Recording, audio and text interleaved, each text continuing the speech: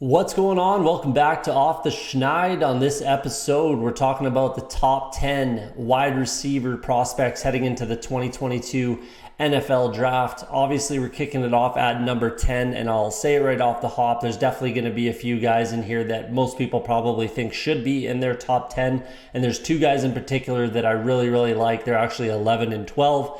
I won't name names because it might ruin a few things. So it just is what it is. There's only 10 spots, and these are the top 10 guys that I like. So we'll start it off at number 10. We got Alec Pierce from Cincinnati. Player comp I have is Kenny Golladay. Very similar player types in my opinion. Very much, go up and get it type of a guys. At the combine, Alec Pierce measured in at 6'3", 211, ran a 4.41.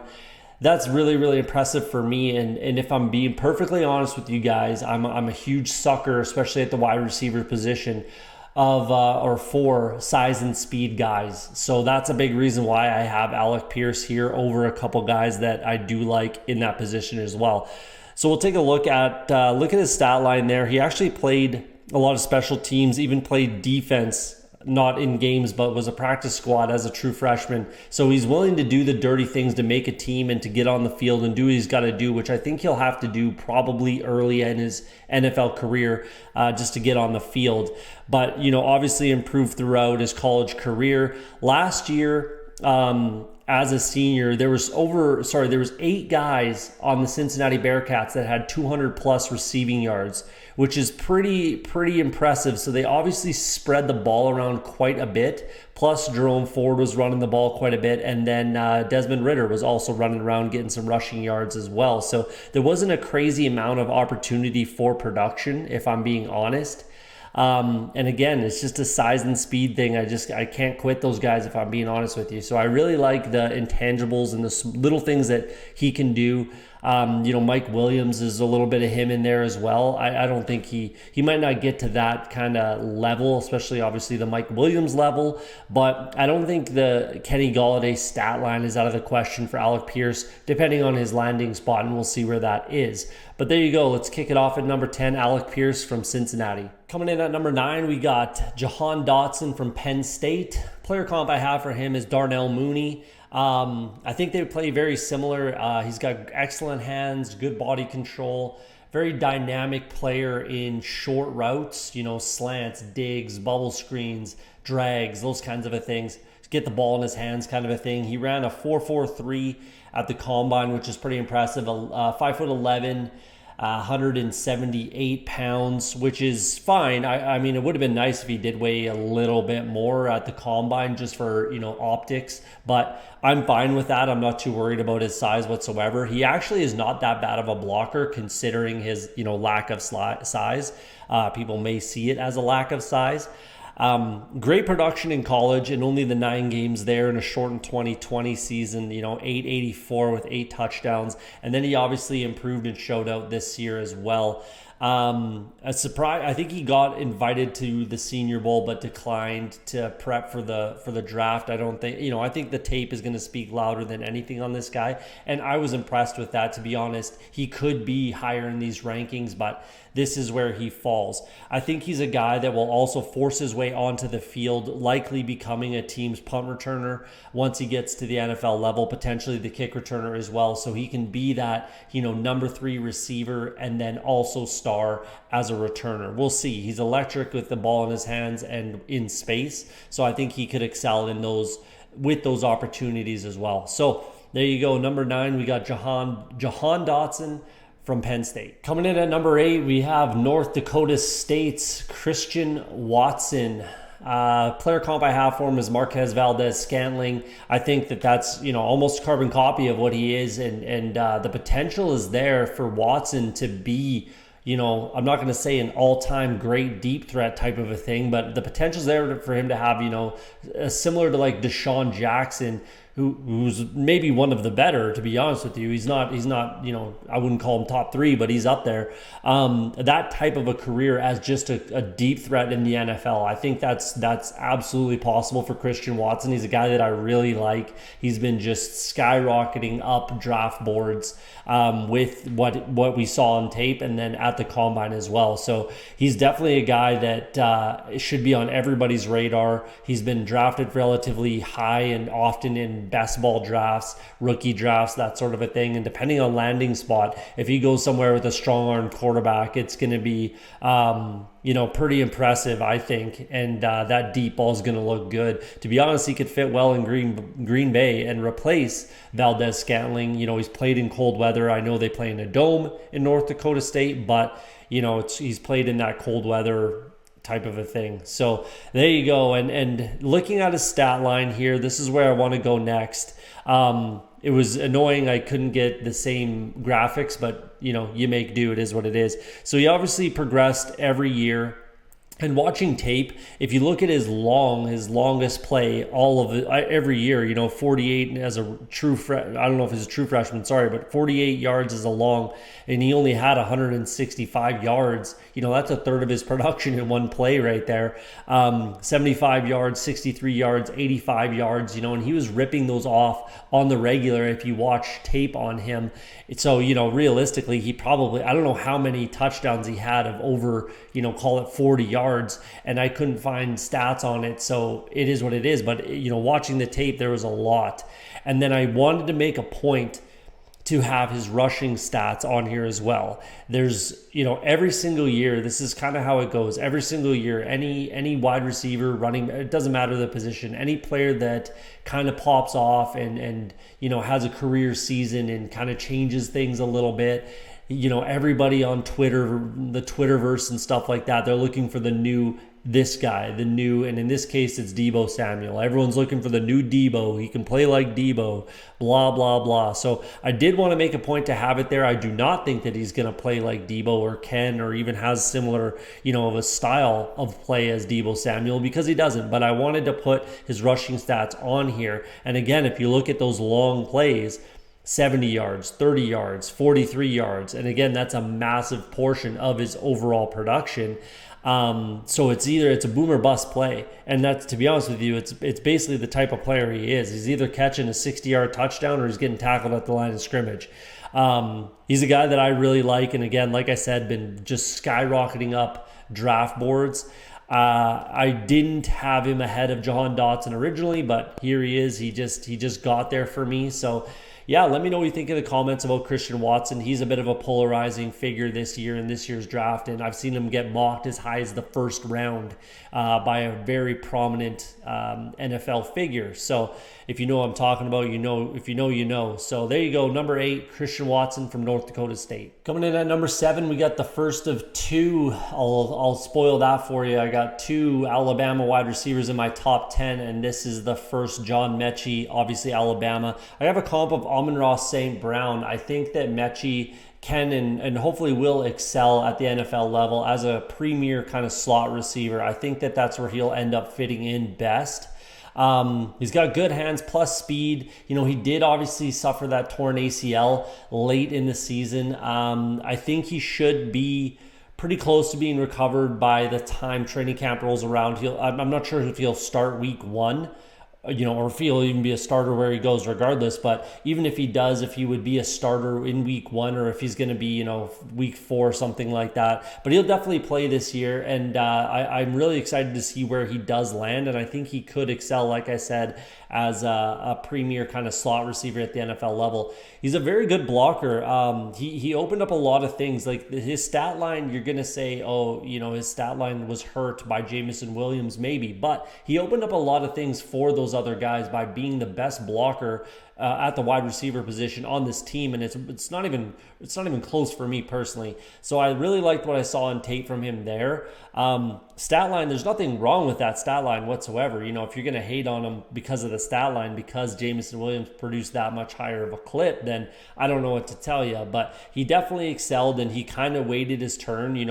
Alabama's been churning out quality wide receivers for quite a few years now, and I think that will continue, obviously, with this year's draft. But there's nothing wrong with his production, and if we saw him play in the college football playoffs, maybe he would have been the difference in that final. Who knows? So there you go. That's what I got to say there. I've got number 7, John Metchie from Alabama. Coming in at number 6, we got George Pickens from Georgia.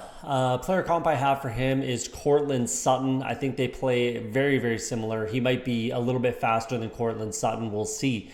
He did run at the combine. He suffered that torn ACL coming into the 2021 season.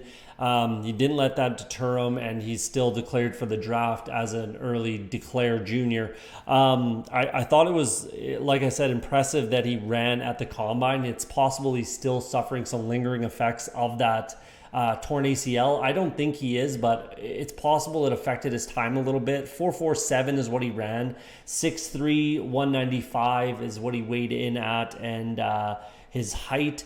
Hand size is a little on the small side. Not that that's a massive concern, but it is a little on the small side of 8 3/4. This guy just popped off on tape for me. I think he was a very, very high priority for teams recruiting him, colleges recruiting him out of high school. He's a 5-star recruit from what I recall. And, showed out absolutely. And that is, I believe he was a true freshman. And for a team like Georgia that runs the ball a ton, not only was he not going to get that crazy amount of production, which was kind of surprising that he went to this school as a player that he was. It would make a little more sense if he went somewhere that he was going to really excel and really stuff the stat line type of a thing. But, he went to Georgia, and I don't think it really hurt him at the end of the day regardless. Plus, Georgia, obviously, like I said, is very much a run-first type of a team, so he has to be a responsible blocker. He's not the greatest blocker, but, he's willing and he's capable as a blocker because you're asked to do that at Georgia, very much so.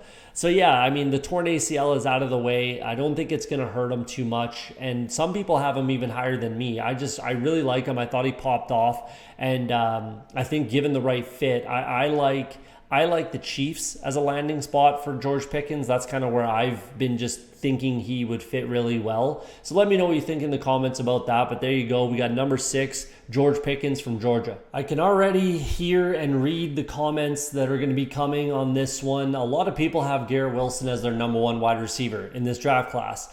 I just think that there's other guys that can do more than he can do, and I think there's things that, defenses and particularly cornerbacks at the NFL level can take advantage of Garrett Wilson, which I will get to. So number 5, I got Garrett Wilson from Ohio State. Player comp I have for him is Brandin Cooks, and that's a pretty complimentary comp in my opinion. I think if he has a career like Brandin Cooks, he should be very happy with that. At the combine, his height, 6 foot even, 183 pounds, ran a sub 4.4 at a 4.38. All very impressive things. Looking at his stat line, he excelled. He played early, had a great final season as a junior there, opted out of the bowl game against Utah. And there's nothing wrong with that. The issues that I have with Garrett Wilson and why I have him so low, this is a quality wide receiver class, and I think the guys ahead of him, again, like I said, can just do a little more than he can. I think he can get taken advantage of by physical corners.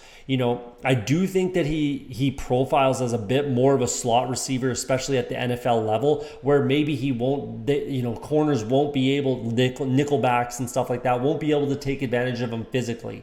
He's a really horrible blocker. Terrible blocker, so much so that he almost avoids contact with other players and defensive players. When it's, he has a responsibility on running plays, when he's not the target, he has responsibilities that I just didn't see whatsoever on tape. And that hurts it a fair amount for me going to the NFL. I'm not saying he won't be productive and he won't have a great career. Obviously, look at the comp, but he can absolutely be taken advantage of, especially at the line of scrimmage, by physical wide receivers at the NFL level. He does have a very good first step, probably the second best first step, in my opinion, in this draft class behind another guy. We'll get there in a second, but that's just how I feel about it. And again, I know I'm going to take some heat for this, and that's okay. I say it all the time. It's not my first rodeo. So go ahead and leave a nasty comment there, but at least back it up with something. Give me something for what I just said here, and back up your statement. Don't just call me an idiot. That achieves nothing. So it is what it is. There you go. I got number 5, Garrett Wilson from Ohio State. Coming in at number 4, Jameson Williams from Alabama, the second of 2 Alabama wide receivers. Player comp I have for him is Ceedee Lamb. He's a bunch faster, though. That's the one thing I'll say about Jameson Williams, is he should be a bunch faster than Ceedee Lamb, who ran like a 4.5 something at the combine in his year. Obviously, we didn't see Jameson Williams run, but I'm confident from watching tape that he is faster than Ceedee Lamb. And it just runs routes similarly, in my opinion, at least in college. And again, just once you get the ball in his hands in space, he's absolutely electric. And right there with Garrett Wilson. So there's a lot of people that are probably going to say like, oh, Jameson Williams couldn't beat out Garrett Wilson, at Ohio State, so Garrett Wilson therefore should be ahead of him. And I don't really believe in that. We don't know what goes on behind the scenes or what has happened with that team. Maybe there was something that we don't know about, that no one knows about, that kept Jameson Williams off the field. I don't know. I'm not saying that there's something wrong with him character-wise and that's what kept him off the field. That's not what I'm saying whatsoever. I'm saying maybe the coaching staff just preferred Garrett Wilson's player type. I don't really know, if I'm being honest with you, but he obviously went to another top-notch premier program and excelled extremely. It's not like he went to, Mississippi or something like that. If he had done that at Mississippi, I wouldn't have been crazy shocked and I wouldn't have been blown out of the water and I wouldn't have him this high most likely. So, he went to Alabama and he had a phenomenal season, 20-yard average basically, over 1,500 yards. He got hurt in the national championship game, which, along with John Metchie already being out, probably cost the Tide that championship game. So, 15 games, 100-yard plus average, 15 touchdowns. This dude is an absolute playmaker. He's not a phenomenal blocker either, much like Garrett Wilson, but he is a little more responsible, in my opinion, from what I saw on tape. A little bit bigger, just as fast. And, they both have the deficiencies as a route runner, but I think that Jameson Williams makes up for it with his speed a little bit better than Garrett Wilson does. That's just how I felt about it while watching tape. Realistically, they're pretty interchangeable, 4 and 5, but it is what it is. Let me know in the comments. I've got number 4, Jameson Williams from Alabama. Coming in at number 3, I've got Chris Olave from Ohio State, the second of 2 Ohio State wide receivers, both in the top 5. So I'm probably going to be the biggest supporter of Chris Olave. I feel like I'm a huge fan of his. And the comp that I have for him, Stephon Diggs, is a guy that a lot of people comp to Garrett Wilson. I think that it's more Chris Olave, if I'm being honest with you. He's just probably the smartest wide receiver on the field in this draft class. He's the best route runner. He has the best first step, in my opinion. He was by far the best blocker on Ohio State. So if you're saying stats-wise, Garrett Wilson should be higher. And we're not talking about Jackson Smith and Jigba just yet. He's a very, very, very talented wide receiver. But he was by far the best blocker on this team, and more than responsible for the draft class in general. Like I said, best route runner in the class. And why I say he's so smart, the things that I really like to see out of Chris Olave when watching tape was he turns guys' hips and shoulders when he's running routes. He's watching his guy, the corner that's on him, and I feel like there was a lot of option routes in that offense. I could be completely wrong, but and it would take a lot for the quarterback to be on board with those, and if he is, then he's just that much better as well. But I feel like there's a lot of option routes, and Chris Olave could do a few things different than the other wide receivers on this team. I'm just a big fan. I'm a big fan of Chris Olave. Basically, carbon copies. Him and Garrett Wilson. It's just the things that there's deficiencies with Garrett Wilson, and those don't exist with Chris Olave, in my opinion. That's just my opinion, and that's the way I see it. Therefore, I have to have Chris Olave ahead of him. He had more touchdowns. He's just as fast, same size, everything like that, but he's a much better blocker, better route runner, smarter, all that kind of stuff. I really liked Chris Olave when I watched him on tape, and everything else backs up. Never had a 1,000-yard season, but again, he's doing things that other guys aren't doing so they can succeed, right? He was the main blocker on bubble screens, that sort of a thing. And the only guy that really was responsible in that regard for the Buckeyes. So there you go. Let me know what you think in the comments about Chris Olave. I'm a huge fan, and I probably have him higher in my rankings than almost anybody out there. And if I'm right, I'm right. And if I'm wrong, it is what it is. But I don't think I'll be that wrong that it's, really a problem. So let me know what you think in the comments. I got number 3, Chris Olave from Ohio State. Getting close there. Number 2, I'm sure you already know who number 1 is now, but number 2, I've got Drake London from USC. Player comp is Mike Williams. Very similar, but I think Drake London's a little more physical for sure. This dude has a bit of a mean streak, man. I remember seeing on tape, he caught a few penalties, I think, for getting a little over-aggressive. And like I said kind of in the opening, if you couldn't tell, I like the size and speed guys, but also guys that can block, that can get on the field and stay on the field, and they're not a liability in certain spaces, whatever you want to call it. And I don't think Drake London is a liability anywhere. And then if you look at the stat line, man, his past 2 years, especially in the 8 games that he played before he had the fractured ankle, he was phenomenal, man. 1,000 yards, 88 catches in 8 games with 7 touchdowns. That's fantastic. And I think his season would have been that much better had he played those final few games. And, I don't think this would be kind of a hot take. And maybe it's still not, and I hope it's not, because Drake London is absolutely that guy. We'll see what he runs at his own. He's holding his own personal pro day. I believe it's April 5th, if I recall correctly.